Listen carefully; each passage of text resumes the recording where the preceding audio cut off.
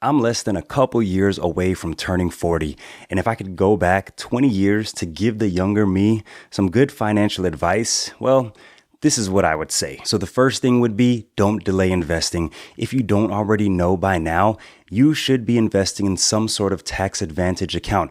I really like Roth IRAs. I really like 401ks or 403bs for any young investor. If you're not sure what to buy in your tax advantage account, I personally like low-cost broad-based index funds and ETFs. Depending on which ones you choose to buy through your investment accounts, you can get exposure to thousands of different companies worldwide. And it's what I have found over the last 15 years of my investing career is the way I would start an investment portfolio.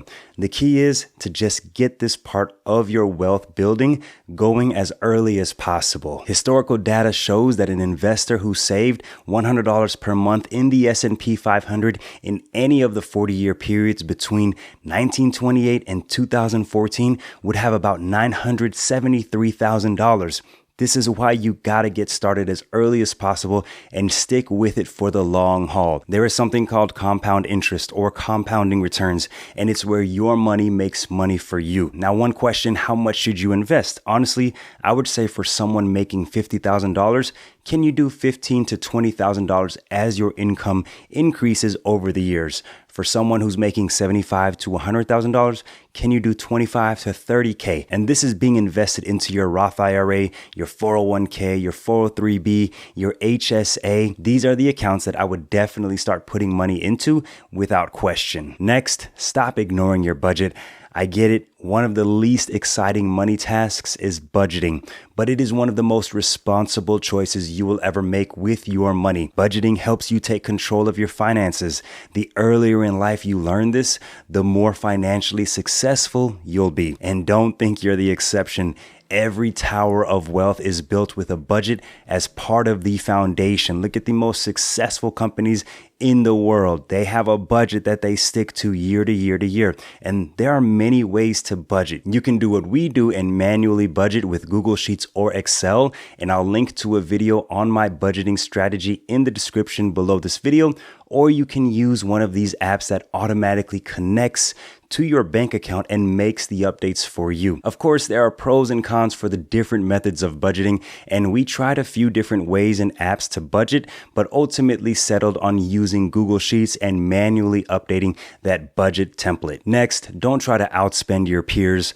The idea of trying to outshine one another is a big reason why there are so many broke people. You gotta shift the focus from spending to saving. I challenge young people, those of you in your 20s, to encourage each other to save and invest for the future rather than spend and waste in the present, in the now. Surround yourself with 2 or 3 other people who aren't worried about what name is on the tag of your shirt or what car you're driving.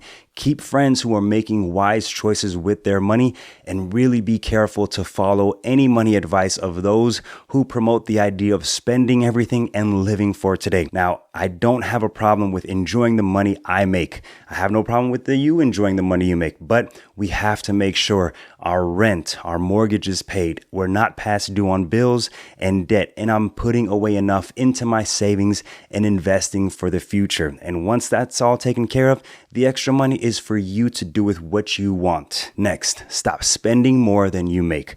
I'm not against buying stuff, okay? I'm not against that, but I am not okay with spending money on wants before needs and having no money at the end of each month.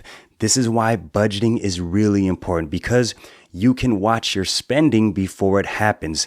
Before you make a purchase, consider how much money you actually have and make a smart money choice that won't leave you struggling to pay your bills. This includes how much you pay for rent, groceries, subscriptions, including Amazon and Netflix. Make sure your monthly expenses are much lower than what you make, and don't be afraid to cut away the unnecessary expenses for a certain time period until you're in a comfortable position to indulge again. Next, avoid financing a car.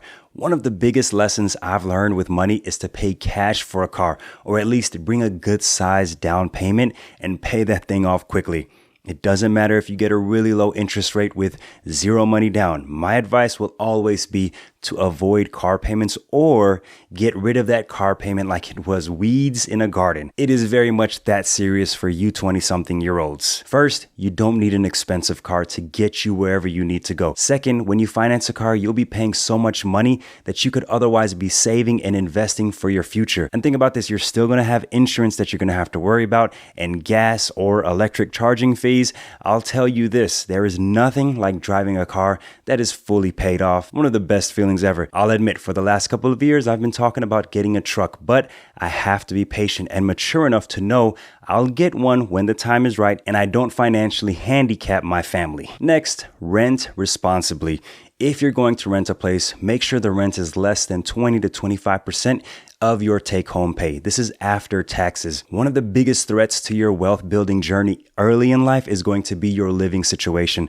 I remember when I took a job in Los Angeles, California at the age of 23. I stayed with some friends for about 4 to 5 months on the floor in a sleeping bag. I still paid a couple of $100s to them even though they didn't want to accept it, but financially it helped me get settled until I could get my own place, which I eventually did. And back in 2011, I was paying about $700 for a studio apartment in Inglewood, California. I kind of miss that place, but I'm glad that I've moved on. Listen, if you can, I would stay with your folks for some time if they're willing. Do that and build up a 3 to 6 month emergency fund, possibly even more to cover whatever living situation you end up in later. If you move to an apartment, condo, townhouse, or a house, by yourself or with friends, well, you're going to need furniture, some appliances, and other stuff, right? So in the time you have while you're staying with family, save up beyond the 3 to 6 month emergency fund to get you what you need. If you end up moving away to another state or country for your career, well, this is where you'll likely need to lean on family for some help.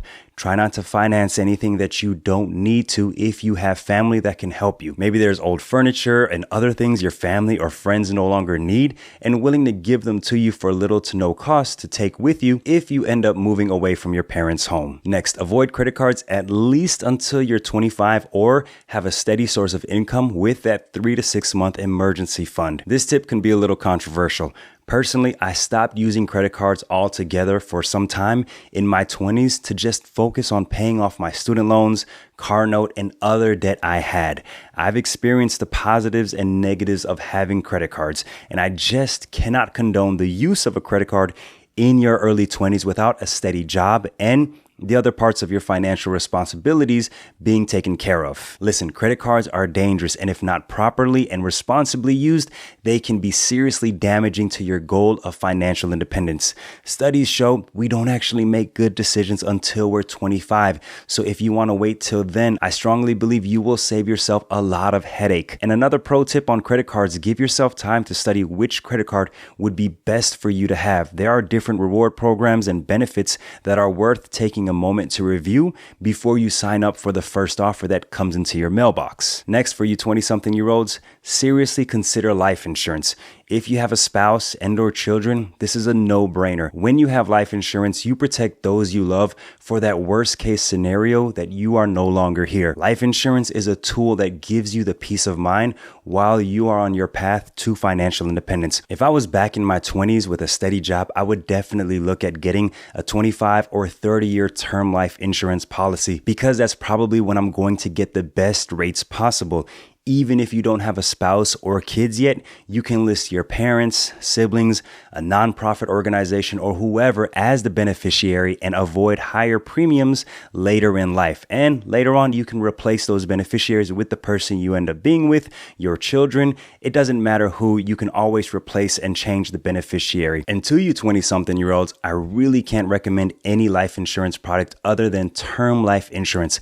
It's cheap and can hold you down while you save, invest, and accumulate more assets in your financial portfolio until you become self-insured. And at that point, having other types of insurance like an umbrella insurance policy will be very useful. But you gotta be careful to not fall for the gimmicks online about whole life insurance or cash value policies that cost more and limit your opportunities to build wealth. Next, this is something I wish I started when I was 18, and that is keeping track of my net worth, meaning how much I have in assets, meaning what I own, minus how much I have in liabilities, what I owe. This is one thing you can do that will help you become more aware of your current financial situation and fix it. Seeing my net worth at a negative number was very humbling. And now over the years, I've seen it go from negative to positive. And that has become such a huge motivator to keep going and drill down on making wise financial choices every single day. For this, you can use a simple Google Sheets net worth template